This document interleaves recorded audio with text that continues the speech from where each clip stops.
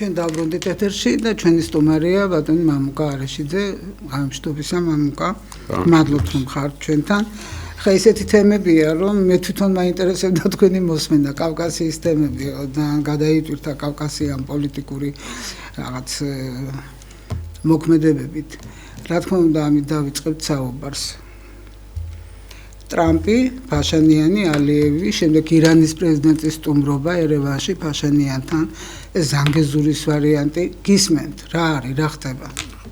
ხო, ნუ მივესალმები მაყურებელს, მართლა ძალიან საინტერესოდ ვითარდება პროცესები და გამოწვევების ხარისხი ჩვენი რეგიონისთვის და ჩვენი ქვეყნისთვის მნიშვნელოვნად გაიზარდა.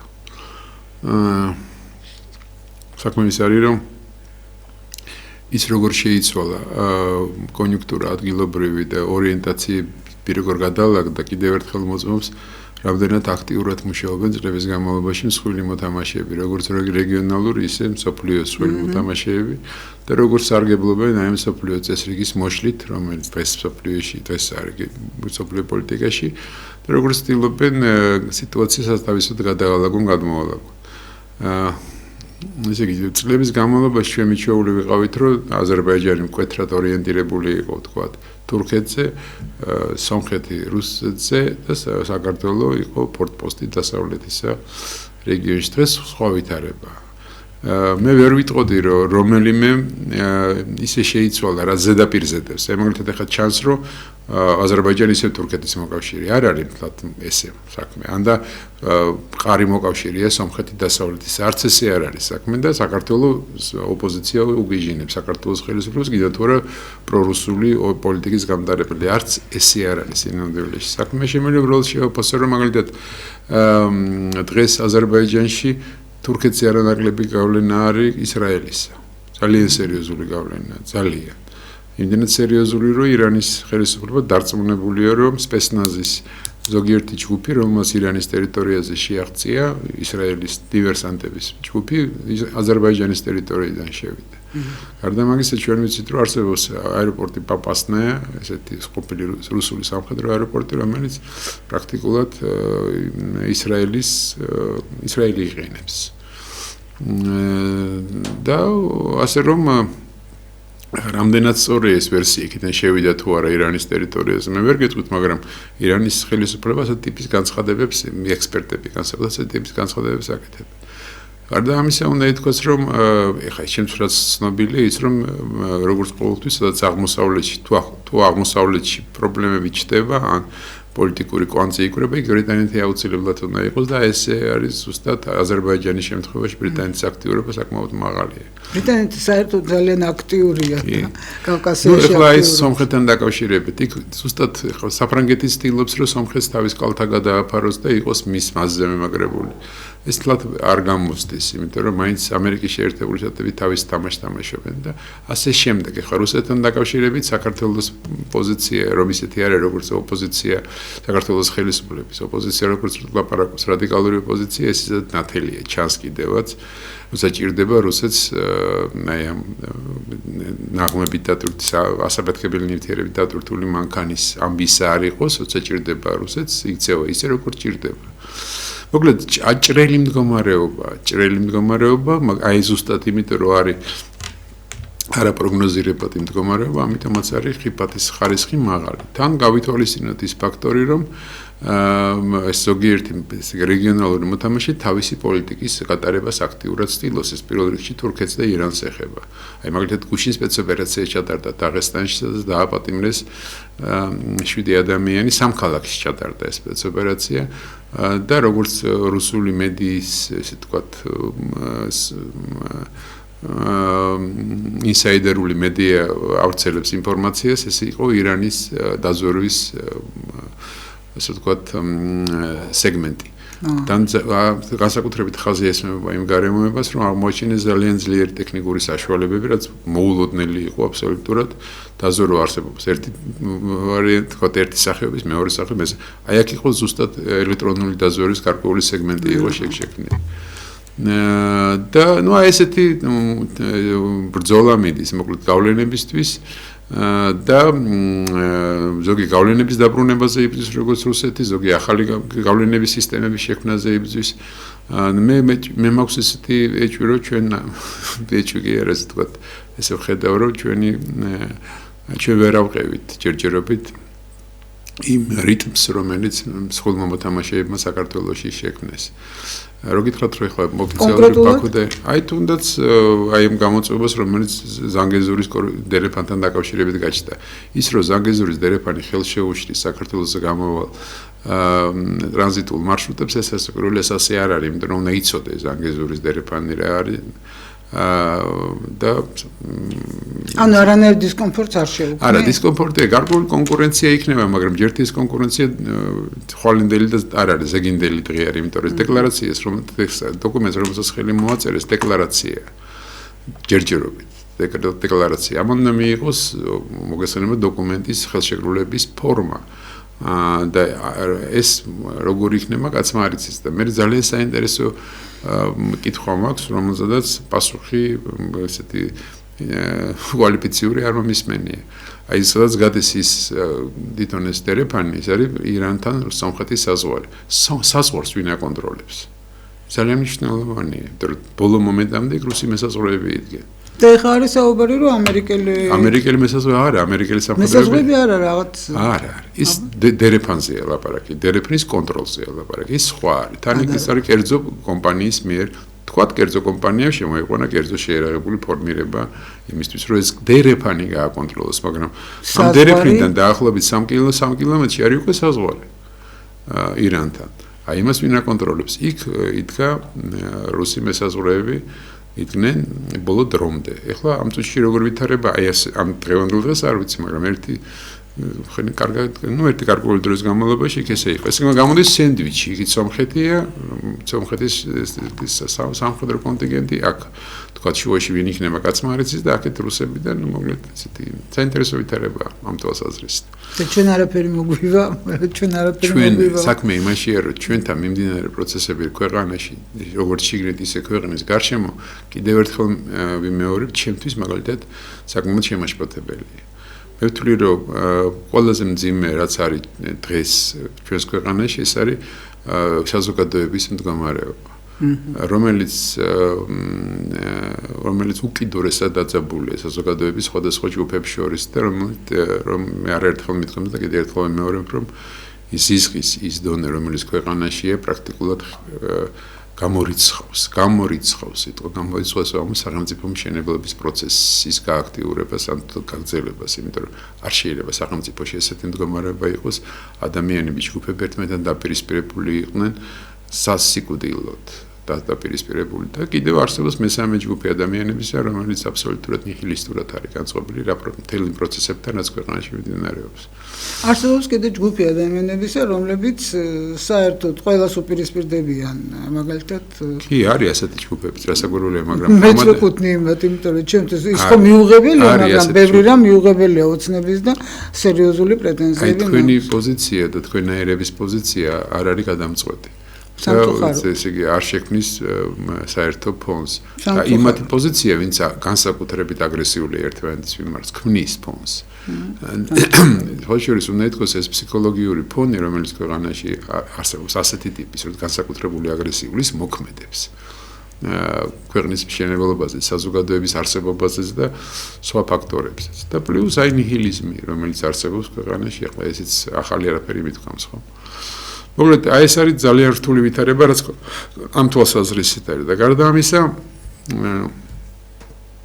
მე ესეთი შთაბეჭდილება მრჩება, რომ ქვეყანაში მეხუთე კოლონის ხალხი ერთმანეთს ეჯახება, იმდენი არის.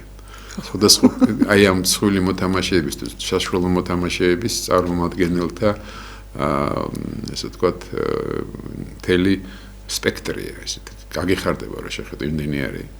ესე იგი, ამდენად საინტერესო ყოფილა ჩვენი ქვეყანა. ესე იგი, სიამაღის ნომბაც კი შეიძლება გაგეზარდოს ამასთან დაკავშირებით. ეს რასაკვირველია, ხო ღიმილნაც მწუხარე იუმორია თუ შეიძლება შეეთოს თუ ამას იუმორი ქვია. ეხლა თქვენ აფხაზეთზე ლაპარაკებოდით ნანას, ხო? აი აფხაზეთთან ხომ შემეშალა უჩამჭირე კი რა ეშერეს ლაბორატორია. რამდენად ექვემდებარება თუ ფეიქია, რომ რაღაც ატომური ნუ ეხლა ატომური არ არის ესე, საქმე იმაშია, რომ კირიენკო იყო თავის დროზე როსატომის ხელმძღვანელი. კირიენკო ხო ეხლა კურატორია აფხაზეთის ეგრეთ წოდებული სამხრეთ ოსეთის და ყველაფრის რაც კავკასიას ეხება.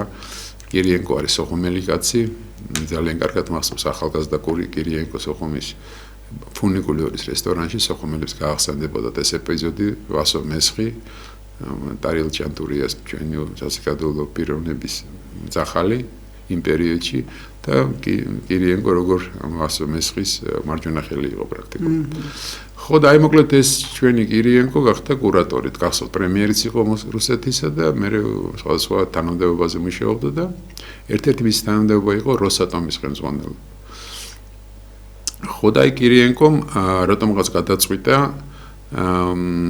საკმაოდ მსხვილ რუს ერთ-ერთ ოლიგარქის მასთან ერთად, რომელიც დღეს ატომის ტექნოლოგიურ ინსტიტუტს კურირებს კურჩატოვის ცენტრს კურირებს მოსკოვში, აი მის ფილიალი გაიხსნა სოხუმში.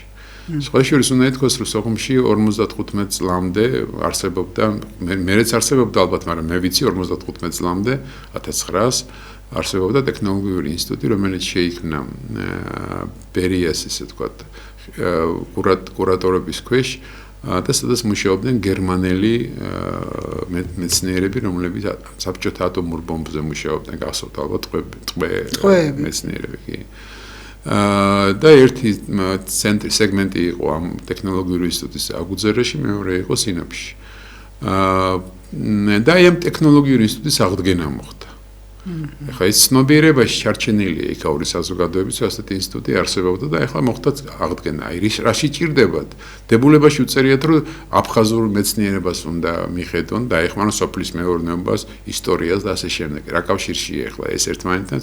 აი ამის გაჩენამ, ამ ინსტიტუტის გაჩენამ, აღდგენამ გამოიწვია ის ჭორების გაჩენა, იმიტომ რომ დაკავშირებულია ეს ინსტიტუტი დაკავშირებული ატომურ მე მგონი ჭორია ატომურ ესე იგი მეცნიერებასთან არის დაკავშირებული. ხო, თუმცა ისე თავისთავად ისიც მინდა გითხრათ, რომ ესე იგი ცეცხლი კვამლი უცესლოდ არ არსებობს და რაღაცაშია და ყოველ შემთხვევაში ჯერჯერობით ეს არ ფუნქციონირებს და არ არის აქტიური, აქედან გამომდინარე რთულია რამის პროგნოზირება და ისე რასაკვირველია ფაქტი კი ასეთია, რომ აი კურჩატოვის ფილიალივით შეიქმნა სოხუმში და აღდგა ეს ტექნოლოგიური ინსტიტუტი. არა ეს რაღაც თურქეთს უკავშირდება. ნუ ესე იგი ჭორია და თან კარგი. თურქეთთან კავშირი, ხა თურქეთის თემა იქ ცოტა სხვანაირად რუსეთ-თურქეთის რაღაც დაპირისპირება. არის რუსეთ-თურქეთის დაპირისპირება აფხაზური საზოგადოების კონტექსტში და აფხაზური ოპოზიციას ადგურავიზბას მეთაურობით პროთურქობას სწამებდნენ. ნაწილობრივ ესეც იყო, იმიტომ რომ აფხაზური ოპოზიციის ერთ-ერთი ლიდერი ლევან მიქა, ეხლა ადრე ლევან მიქავა იყო, ეხლა ლევან მიქა გახდათ ჩადის ხოლმე ძალიან ხშირად და აფხაზურ დიასპორასთან გადის გარკვეულ თანამშრომლობს თურქეთის აფხაზურ დიასპორასთან. ეხლა ესე ამბობენ, თორემ რისთან თანამშრომლობს ეს ჩემთვის თლად ბოლომდე ცნობილი ბუნებრივია ვერ იქნება. ასეა თვისია თურქეთის გავლენა იგრძნობა ოპოზიციაში, იგრძნობოდა ეს. ძალიან რუსეთის პროპაგანდამ ეს გამოიყენა და განსაკუთრებული პროტურქული. ის რომ თურქეთის ინტერესები აფხაზეთში არის, მაგას რაც უნდა ეხლა ლაპარაკი, ეს ცნობილი ფაქტია. ეს ლოგიკურიც არის, სხვა შორის ისტორიულად ასე იყო ყოველთვის, მას შემდეგაც, როდესაც აი ეს სივრცე მთლიანად შევიდა რუსეთის იმპერიის შემადგენლობაში, თუ თურქები რამე აგრესიულ ნაბიჯს დგამდნენ, აი სამხრეთ კავკასიის მიმართულებით და ერთ-ერთი ყოველთვის აფხაზეთის ტერიტორია იყო. ეს ხდებოდა 70-იან წლებშიც და 80-იანების დასაწყისში და მაშინ გახსოვთ ალბათ, რომ ეს ზუსტად იმის გამო, რომ აფხაზები მუდმივად ემხრობოდნენ თურქებს, ამის გამო ერთადერთი ერი იყო იმპერიაში, რომელსაც მიანიჭეს კი არ, რომელიც დასაჯეს და ყოველგვარი უფლებები ჩამოართვეს, აბსოლუტურად ყველა უფლებები და ეს ერთადერთი იყო ნაროდ ისგუი, ასეთი ის ჰქონდა. ხო, ну, მოკლედ ეს არის, მაგრამ ეხლა ეს მთავარი არ არის, იმიტომ რომ თურქეთი ზოგადად რუსეთისთვის არის მოწინააღმდეგე, თურქეთი არის ქვეყანა, რომელიც ცდილობს რევანში აიღოს 200 წლიანი ისე თქვა პაუზისთვის მოგესალმებით ის თავისად თვლიდა სამხრეთ კავკასიის განსაკუთრებით დასავლეთ ნაწილს ამასიის ზავის მიხედვით 1555 წლის ზავის მიხედვით გაყოფილი იყო ირანის იყო აღმოსავლეთ საქართველო და აღმოსავლეთ სამხრეთ კავკასია და იმის დასავლეთი და მას მერე ეს ითვლებოდა თურქეთის ეს გავლენის სივრცით. რუსეთმა ამ ფეხი ამოაკვეთინა 1827 წლიდან მოყოლებული, აი 20-იანი წლების ბოლოდან. და ნუ მოკლედ ასეა თუ ისეა დღეს თურქეთი ცდილობს რომ ესე იგი თავის გავლენები აღადგინოს. საქართველოშიც ისი ფორტპოსტი ამ შემთხვევაში არის აზერბაიჯანი, ასე იგულისხმება ანკარაში, თუმცა უნდა ითქვას რომ აზერბაიჯანის ხელმძღვანელობასთან გლად გადასარევი ურთიერთობა დღეს ანკარას არ აქვს, მაგრამ ეს სხვა საკითხია. და რატო ის განმა? როდის მერე გაუქმდა? იმიტომ რომ აზერბაიჯანის ხელისუფლება არ გაფუჭებული არ არის. აი ცოტა სპეციფიური ურთიერთობა იქ ეს თლათ კარგსაც ვერ დაარქმევენ და რასაკურველია ვერც ცუდსაც. იმიტომ რომ აზერბაიჯანის ხელისუფლება არ არის მხოლოდ ანკარაზე ჩამოკიდებული, აი გითხარით კიდევაც ისრაელი და ლონდონი და რა ვიცი. ხო. რუსეთ-აზერბაიჯანის დამოკიდებულებაც საინტერესოა, იმიტომ რომ ცუდად დამოკიდებულება, საკმაოდ დამოკიდებულება. იმიტომ რომ აზერბაიჯანის ხელისუფლება წლების განმავლობაში იქცეოდა როგორც რუსეთის ერთ-ერთი უძვირფასესი მეგობარის აღმოსავლური დიპლომატიის კლასიკური ქმედება დემონსტრირებას ახდენდა ალიევების ოჯახი ძალიან მოქნილ პოლიტიკას ატარებდნენ იმდენად მოქნილს რომ 2010 წელს მაშინდელმა პრეზიდენტმა მედვედევმა გადასცა მთელი ტერიტორია. საქართველოს არ თუნდაც ტერიტორიებს და აზერბაიჯანს გადასცა მდინარე სამურგის მიმდებარე ტერიტორია 4 ლეკები დასახლებული სოფელი. გადასცეს აზერბაიჯანს ეხლა ყარაბაღიც ხო? ნუ პრაქტიკულად ყარაბაღის შემთხვევაში იგივე პაშინიანზე გამზარებული მოსკოვში პრაქტიკულად მოსკოვის პოლიტიკურ მელიტამ პრაქტიკულად ხელი არ შეუშალა. აი ეს გამწარება რო არ ყოფილიყო, როგორ დამთავრდებოდა მაშინ? ეს გამწარება რო არ ყოფილიყო, რასაკურველი ხომში არ მგონია რომ ჩართულიყო რუსეთი, მაგრამ საშუალებას არ მისცემდა. აზერბაიჯანს სჭირდებოდა გარანტიები, თუ გახსოვთ. აზერბაიჯანის ხელმძღვანელობა კი უკრაინაში შეჭრამდე რამოდენიმე დღით ადრე ჩავიდა მოსკოვში და აი მომზადებული იყო ეს ხელშეკრულება, მეგობრობის ხელშეკრულება გააფორმა დემონსტრატიულად მოსკოვში ალიევმა და დაიბევა თავის ესე ვთქვათ მდგომარეობა შეარჩია საუკეთესო მომენტი თავდასხმისათვის და დაესხა თავს ყარაბაღს შეუტია სომხეთს. Ну, რა გითხრათ ახლა მე დაუფასებ ამას. ალიევს იმ თვალსაზრისით, რომ ძალიან მოქნილად იმოქმედა. მაგრამ ბალანსი დაირღვა. ყველა მსხვილ მოთამაშის, რომელიც მე არაერთხელ მithkoms უკვე მოუაბეზრე მსმენელს თავი, მაგრამ ესეა, რომ ყველა მსხვილი მოთამაში, რომელიც სამხრეთ კავკასიაში ფეხის მოკიდებას ცდილობდა კონფლიქტების არავინ არ ზრუნავდა კონფლიქტების გადაჭრას, ყველანი ზრუნავდნენ კონფლიქტების გარყინვას, იმიტომ რომ მართვის პროცესი ბევრად უფრო შესაძლებლობას მეც იძლეოდა. და უცებ ეს ბალანსი დაირღვა. ამას მოყომერე უკვე სხვა ბალანსების რღვევა რუსეთის დაბალანსებული სიტუაცია, თურქეთის ურთიერთობის დაბალანსება მაგალითად. მერე სხვა მოთამაშეები გაჩნდნენ ისეთი როგორც არის ჩინეთი. ეხლა საბოლოო ჯამში სურათი ესეთია, რომ ყველანი ცდილობენ, ნუ თურქეთი სერიოზულად ცდილობს რაც შეიძლება მეტი სივრცე დაიკავოს.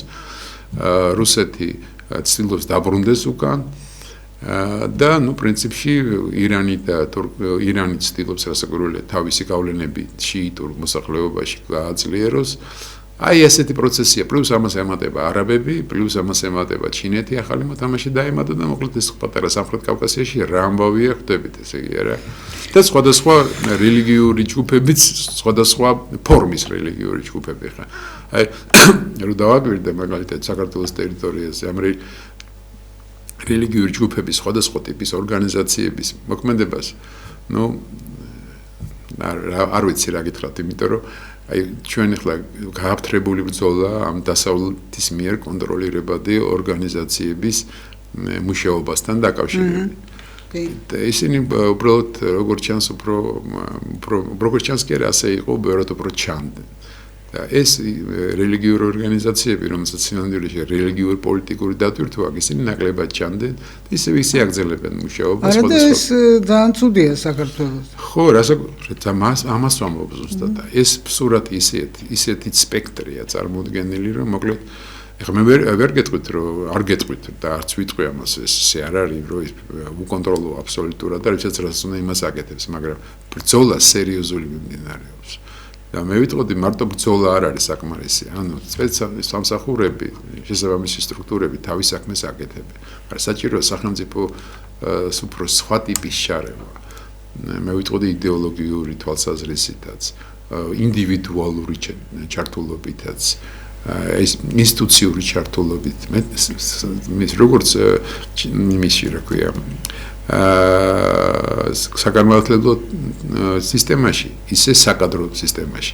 ეხლა მე თქვენ რომ გელაპარაკებით, რითონ რჩება სტაბილურობა, რომ სხვისთვის ვლაპარაკობ ამას, რომ ესე იგი ხელისუფლების წარმომადგენლება ის გაიგონ და გაიზიარონ, იმიტომ რომ ბოლომდე ვერ ვამბობ იმ ინფორმაციას, რომელსაც ვფლობ, თუნდაც იმიტომ, რომ ზოგიერთი არ დავაფრთხო მე სკოლის იქ დროა რომ დაფრთხნენ, როცა არ გისმენენ და როცა არ აქვთ დაფრთხენ და გადაულით მე ეს დაფრთხობა ერთ 3 დღეში 4 დღეში თუ რეაქცია არ ექნა შესაბამის ორგანოებს შესაბამისი რეაქცია თუ არ ექნა ეხლა მაგალითად მოსაბჭოებელია ის რომ ეს ახალგაზრდების უზარმაზარი ნუ გარკვეული ნაწილი სასწავლებლად მიყავთ სოციალურად ეხმარებიან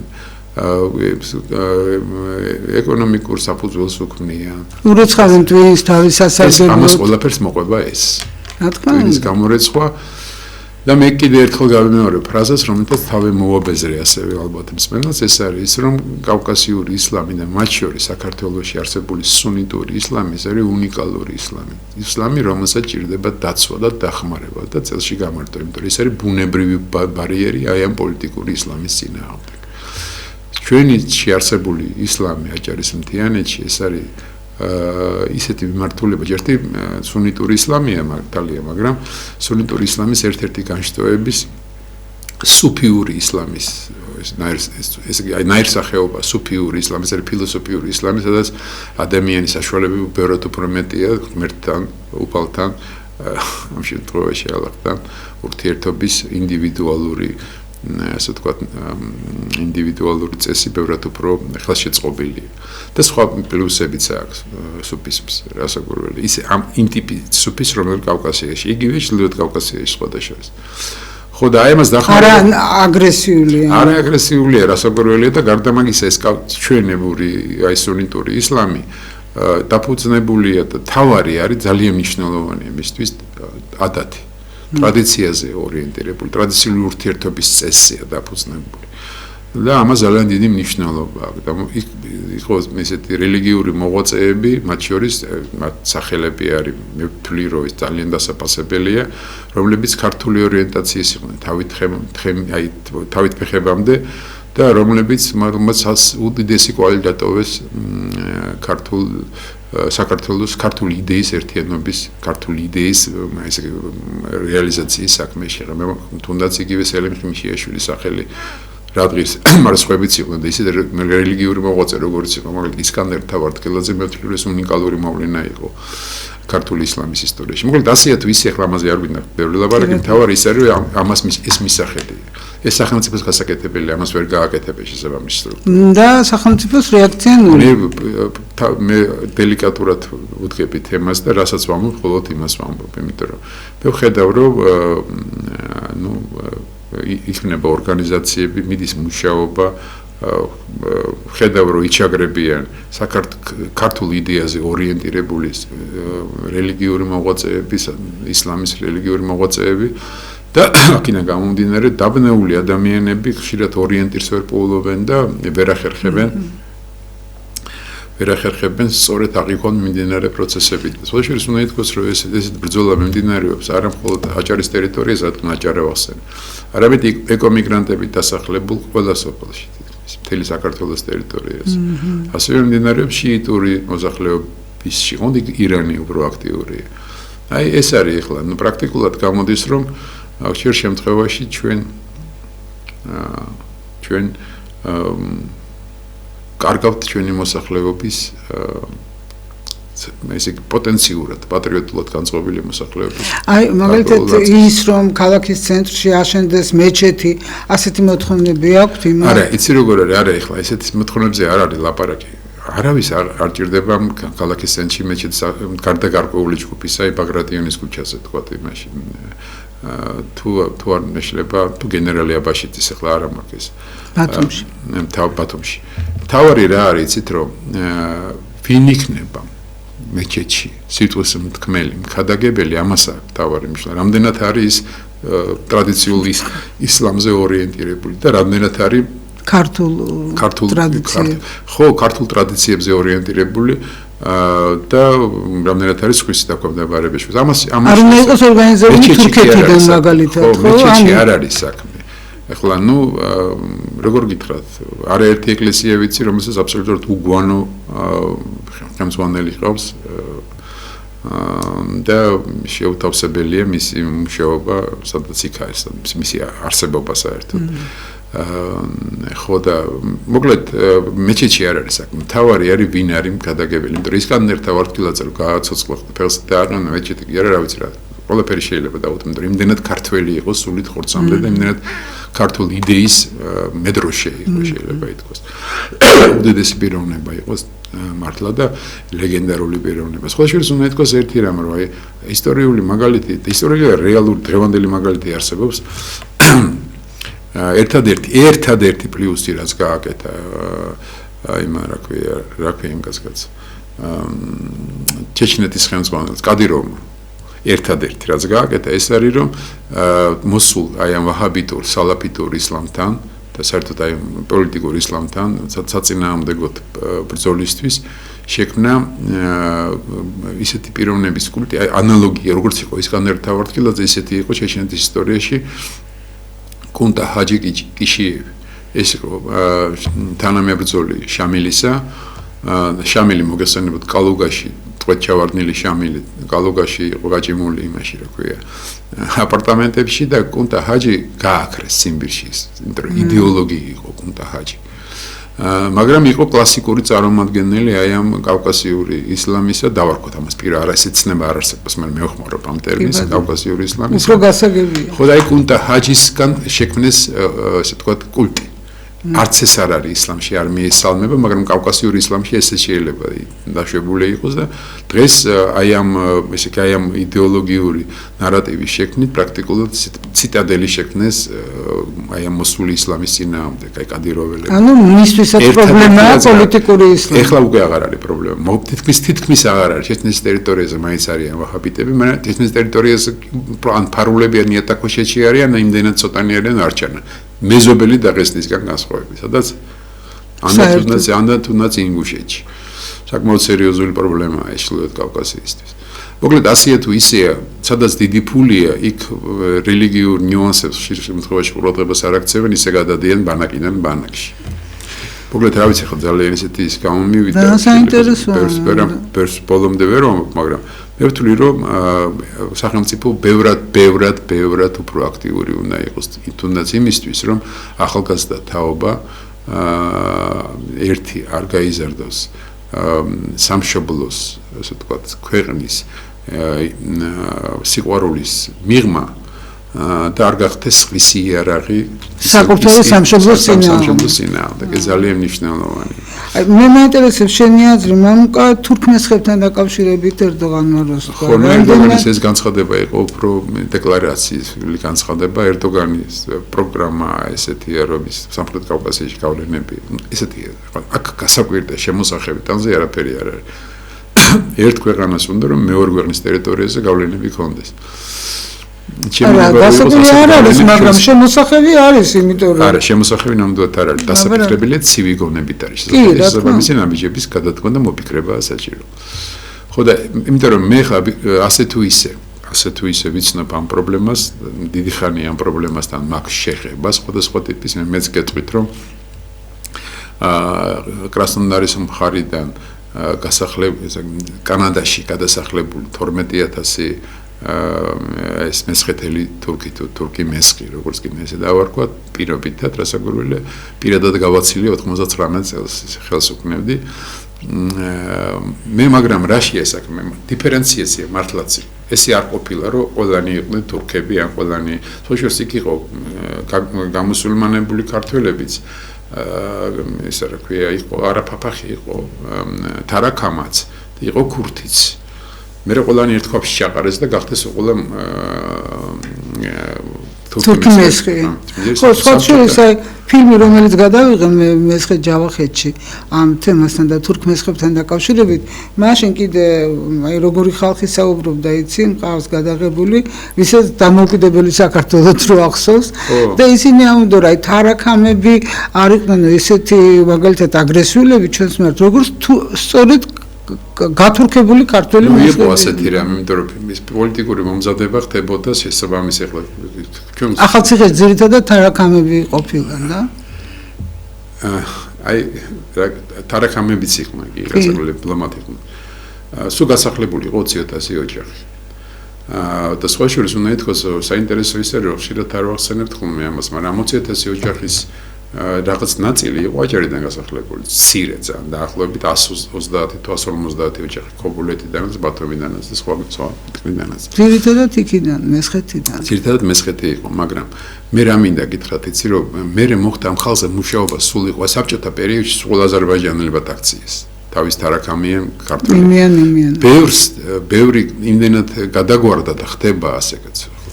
რომ გახდა მართლა თურქული ორიენტაციის თუ გამტარებელი საბჭოთა სპეცსამსახურების მუშაობით ისინი გამოიყენებოდნენ როცა რაში ჭირდებოდათ როგორ ჭირდებოდათ მე მახსოვს ეს ორი ჯგუფი იყო ეს მესხეთელი თურქები და თურქი მესხები ერთი იყო იუსუფ სარვაროვის ვატანი ეს იყო აბსოლუტურად პროთურქული ორგანიზაცია და მეორე იყო ხალილ გოზალიშვილის ხსნა ეს იყო აბსოლუტურად პროქართული მერსენი ცოტანი იყვნენ და მახსოვს რომ ჩვენი ასე ვთქვათ არაფორმალები თავის დროზე ეროვნული მოძრაობის წარმომადგენლები როგორ ეკიდებოდნენ მათ წლების განმავლობაში ძალიან თბილად და უცებ შეიცვალა დამოკიდებულება როცა ესენი ხელისუფლებაში მოვიდნენ.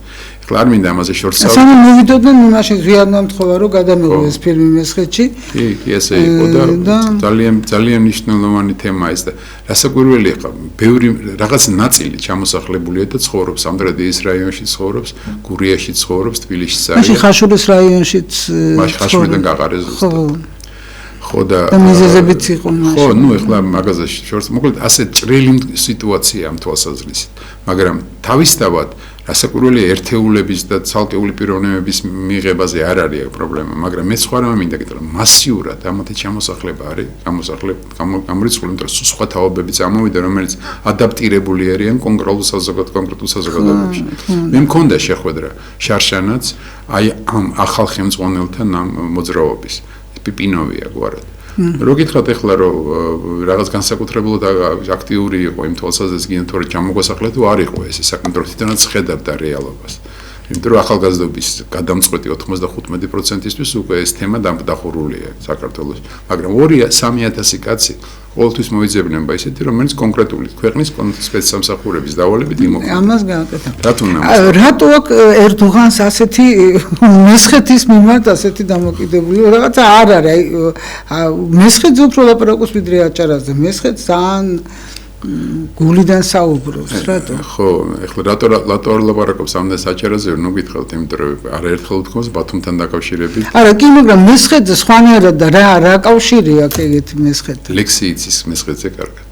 რომელიც დაწერა რატომღაც აზერბაიჯანის მილი მეჯლისის დეპუტატმა ფაშაევამ.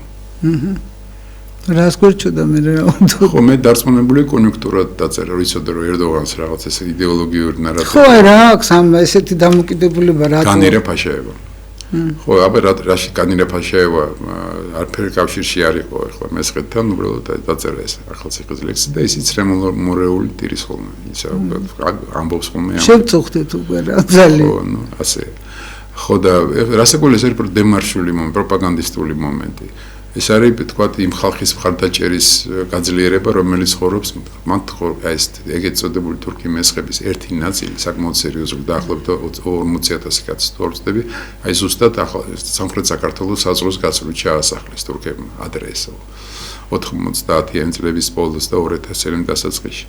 ასე რომ ესე იგი, იქ პროპაგანდისტულიც არის, შეხსენებაც არის ჭუით იყავითაც არის საშიშიც არის რასაკვირველია არის მე ამას არ ვამბობ ესე იგი ამდენს უფლებას ვაძლევენ თავის თავს ეს ხა ჩვეულებრივი გადაწყვეტილება არ იყო ეს ევრო სტრუქტურებში გაწევრიანების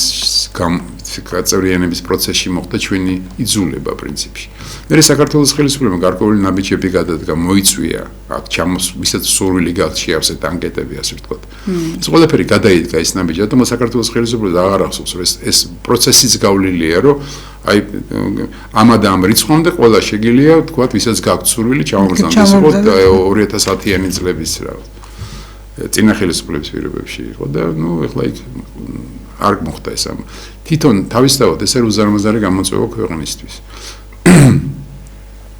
რა გითხრათ ეხლა კიდე ერთხელ მეორე ეს არის ასეთი ტიპის განცხადებები არის ზეწოლის ბერკეტი ზეწოლის მეთოდოლოგია ისევე როგორც ამის მერე უცებ განცხადება რუსებისა რომ გინდა თორე საქართველოს ტერიტორიაზე გაიარა ასაფეთქებელი ნივთიერები დატვირთულმა მანქანა ხო ნუ ახლა და მე რა ვიღაცა გამოხდება და ითქვის რომ ეს პრორუსული ხელისუფლება ანუ ახლა ხო დავამხოთ რუსული ხელისუფლება ოღონდ როგორი რევოლუციით არა რაღაც საომარი ვითარებით არამედ ისეთი იდეოლოგიური რევოლუციით კომენტარებიც არ არის საჭირო მე დღეს სხვა თემებზე ვლაპარაკობთ ნუ მე ხა ჩემი აზრი მაქვს ამასთან დაკავშირებით მაგრამ კიდე ერთხელ მეორებ რომ აი ამის გარეშეც რაც დღეს ხდება ეს ევროპა რუსეთთან დაკავშირებით იმდენად მნიშვნელოვანი გამოწვევებია სამხრეთიდან ც ჩრდილოეთიდან აღარ მაქვს ლაპარაკი დასავლეთ მე მგონი იცოდა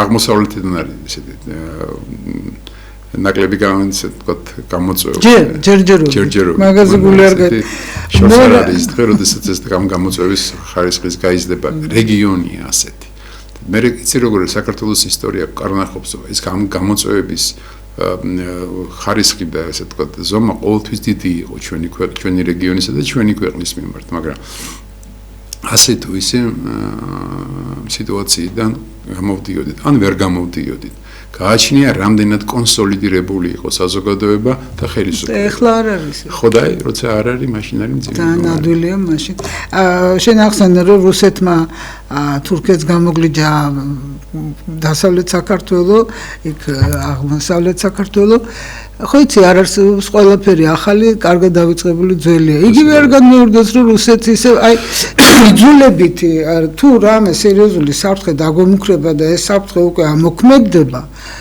ან ესე იგი და ისე რჩება ერთი არა რუსეთი გააგრძელებს ბრძოლას სამხრეთ კავკასიისთვის ჩვენთვის ყველაზე მნიშვნელოვანი და მე არ მინდა რომ ეს ბრძოლა სიტყვა ბრძოლა იყოს ნახმარი ხშირად მე ვთვლი რომ დღეს გვაქვს შანსი სამხრეთ კავკასიის სამივე ქვეყანას თუ ზოგიერთი კონსმოვა ნეტა ზოგიერთი ვინ არის ხო ნეტაი იმისათვის რომ გარკვეული ერთობლივი პლატფორმა შეიქმნას ამას ძალიან დიდი მნიშვნელობა ამ ეტაპზე ეს ხო რამდენად მოსალოდნელია როგორ არის ის საქმე რომ არის შანსი ამის იზნობა იმიტომ რომ დღეს მაგალითად როდესაც აზერბაიჯანის ხელისუფლება მიხვდა რომ რუსეთი მის მიმართ ბრჭყალების გამოჩენაში არ ხუმრობს შეეცადა უკან დაეხია და შეეცადა ამიტომაც ჩაერია ერდოღანი ამ საქმეში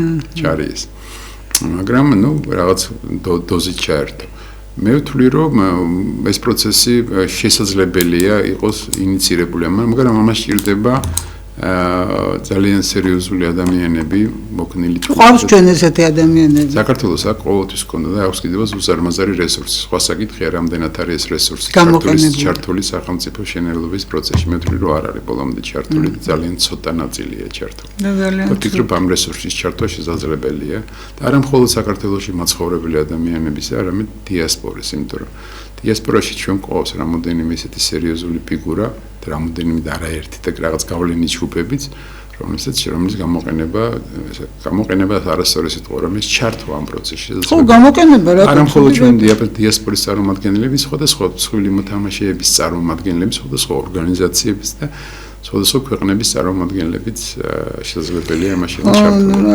შესაძლებელია კი. ბალანსია, მთავარი დაცული იყოს ბალანსი. ბალანსის შემთხვევაში მშვიდობა შევინარჩუნებთ.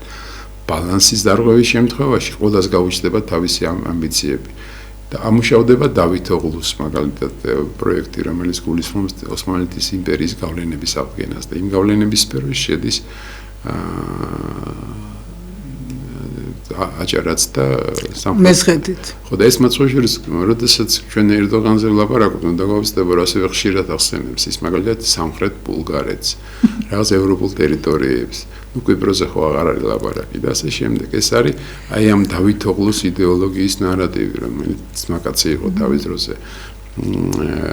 ერდოღანის საგარეო საქმეთა მინისტრი იყო, ერთად მოდიონ დიდი ხნის განმავლობაში, ახლა ცოტა ურთიერთობა გაუქმშდათ, მაგრამ იდეოლოგია დარჩა. საინტერესოა. რაღაცა დაფიქრდი. ცუდად. არა, იმიტომ რომ ეს ყველაფერი ხო ეს ასეა, ხო მოკლედ გამოწვევები, მე მინდა რომ საზოგადოებამ კარგად გაიგოს. გამოწვევები არის დასავლეთიდანაც, ჩრდილოეთიდანაც, სამხრეთიდანაც, ამ გამოწვევებს სხვადასხვა ხარისხი და სხვადასხვა წონა აქვს. ნურავინ დაიწყებს ლაპარაკს ჩვენი სტრატეგიული პარტნიორები და ასე შემდეგ. დღეს თამაშის წესები რაც იყო ძველი, აღარ არსებობს. არსებობს ესე იგი პოლიტიკური მიზანშეწონილობა და პოლიტიკური კონიუნქტურა. აქედან გამომდინარე მოქმედებს უყოლა. ამიტომ ჩვენთვის მნიშვნელოვანია საკუთარი თავის შესანარჩუნება და მშვიდობის შესანარჩუნება და ერთი თანამშრომლობა ჩვენ რეგიონის ქვეყნებთან, მეორე კავშირების ზევნა სავარაუდო პარტნიორებთან და არ არის აუცილებელი მარტო ქვეყნებზე ვილაპარაკოთ, არის ჯგუფებიც და მესამე და ძალიან ბრიქსის თაობაზე რა სიტყვა? არა, ბრიქსთან დაკავშირებით ხა ბრიქსის წევრები ერთმანეთთან ხედავთ აი დღეს არ არის დამოკიდებულება თავიდან რო იყო, იმიტომ რომ შეიცვალა ვითარება, აქაც შეიცვალა. თუ პარტნიორები იყვნენ, ახლა იქ უფროსი ჩინეთია, დანარჩენი უმცროსი პარტნიორები არიან რუსეთის, ერთ უმცროსი ძმა არის. ხო, მსად ესეც არ არის. ნუ და ნუ შეგვეწოდება ხა რუსეთი, კონსტიტუციას ვახდენ ფაქტის. მოკლედ საბოლოო ჯამში ესეა, რომ მესამე არის და ყველაზე მნიშვნელოვანია საზოგადოებრივი და ეს ციტა შიდა კონსოლიდაცია საქართველოს. აი ეს არის ყველაზე რთული ეს ხო, შენ ციცი რომ ეს წარმოუდგენელი. აი რა ქმნის პოლარიზაციას? ნახე, მე მიმაჩნია, როდესაც დანაშაულები არ აგებენ დანაშაულზე პასუხს, ეს ქმნის პოლარიზაციას და ამით ieძლება. ბევრი ფაქტორია, შორცავალთ, ახლა მაგაზე დარჩენილი 6 წუთი. 6 წუთი. არა, მართლა მოცემულობაზე შევთანხმდეთ. უნდა იყოს ეს მოცემულობა. თუ ეს მოცემულობა არ იქნა საზოგადოების და როგორ გესახება? აი მაგალითად შენ ახარ ახლა ხელისუფლებაში, აი რანებიჯი უნდა გადადგა. ეს ვიცით, ეს კარგი იქნება რომ არ იყოს ეს პოლარიზაცია, მაგრამ რა უნდა გააკეთო ამისთვის? მე ვარ ასაკოვანი ადამიანი. ასაკოვანი ადამიანისთვის დამახასიათებელია შემდეგი: მან ყველაფერი გაიარა და ნახა 5 ომისში ვიყავი როგორც ჟურნალისტი და ყველაფერი ჩემ თვალზე მომბესდა ომი დასრულდა. ჩემთვის ძალიან დიდი მნიშვნელობა აქვს მართლა მშვიდობას და მშვიდობის მისაღწევად არის ძალიან ესე ვთქვათ ესეთი სხვადასხვა ტიპის ნაბიჯების გადაგება. ჩემთვის მაგალითად მნიშვნელოვანია დიალოგის რეჟიმი. ჩემთვის მნიშვნელოვანია კომპრომისი. დამნაშავესთანაც.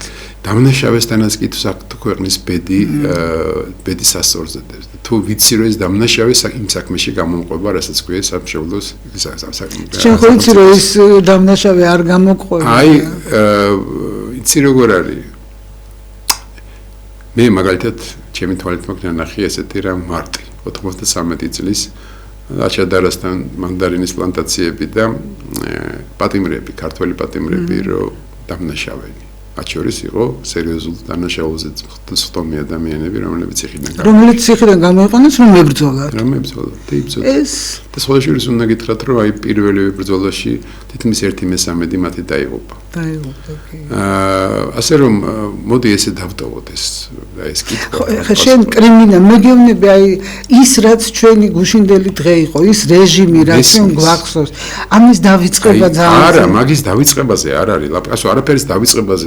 დამნაშაული მაგალითად მიმაჩნია ის რომ პოლიტიკური შეფასება არ მიეცა ყველაფერი ამას თავის დროს პირველ რიგში. დამნაშაულად მიმაჩნია კოჰაბიტაციის აი ეს ფორმა რომელიც იყო მეგობრებთან კოჰაბიტაცია მე თვითონ ამბობ ჩემი ყურით მოსმენილი როგორ ითხოვდნენ დასავლელი ჩვენი პარტნიორები რომ ესე იგი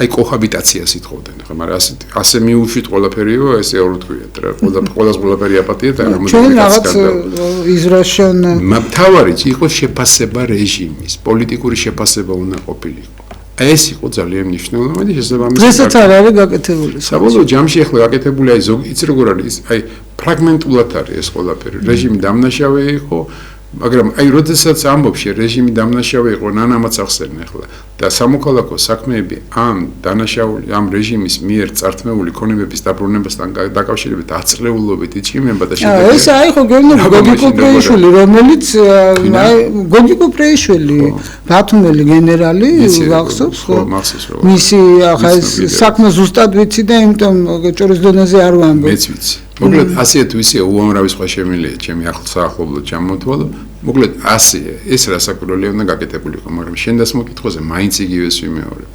როდესაც თუ ხედავ რომ ის კაცი მიუხედავად თავის დანაშაულისა თუნდაც პოლიტიკური დანაშაული ჩაედინოს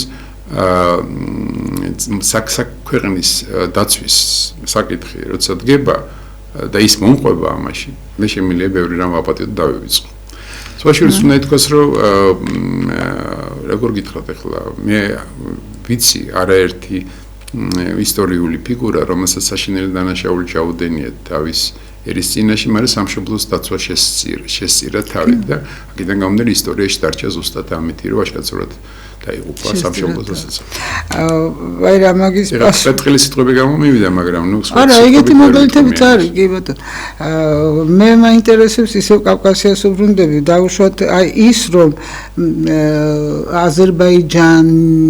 აზერბაიჯანელები თვითონ რუსეთში მაცხოვრებლები რომლებსაც აქვთ ეგ ბიზნესი აი ალიევის ქცევის გამო მათ ახლა პრობლემები აქვს რუსეთში ხო აი ეს არ გამოიწვევს თვითონ არ გამოიწვევს აზერბაიჯანში მტრის ერი ბევრად პროკონსოლიდირებულია და თვითონ რელიგიიდანაც გამომდინარე ცხოვრების წესიდან ტრადიციიდანაც გამომდინარე ისინი არიან ორიენტირებული აქსაკალებზე და მეორე უკვე ბელაც ესეთი ერია ეს სხვა არის ქრისტიანებისგან განსხვავებით მუსულმანურ სამყაროში სხვანაირი სიტუაცია ამ თვალსაზრისით სპეციფიკა უნდა ვიცოდეთ და მენტალურობა ხალხის ჩვენი აზერბაიჯანელები ვინ ჩვენთან ცხოვრობენ იმათი მენტალურობას კი არის ეს არის ჩვენი უზარმაზარი შეცდომა მაღალ მატერიებზე ვლაპარაკობ და ელემენტარული ეს ამ ხალხის ინტეგრაცია ქართულ საქართველოს საზოგადოებაში აი პრინციპში მიდის ფრაგმენტულად თვითონ უამრავს აქვს სურვილი უკვე იმიტომ რომ ხედავენ რომ სხვა გამოსავალი არ აქვს და უამრავს აქვს სურვილი ახლა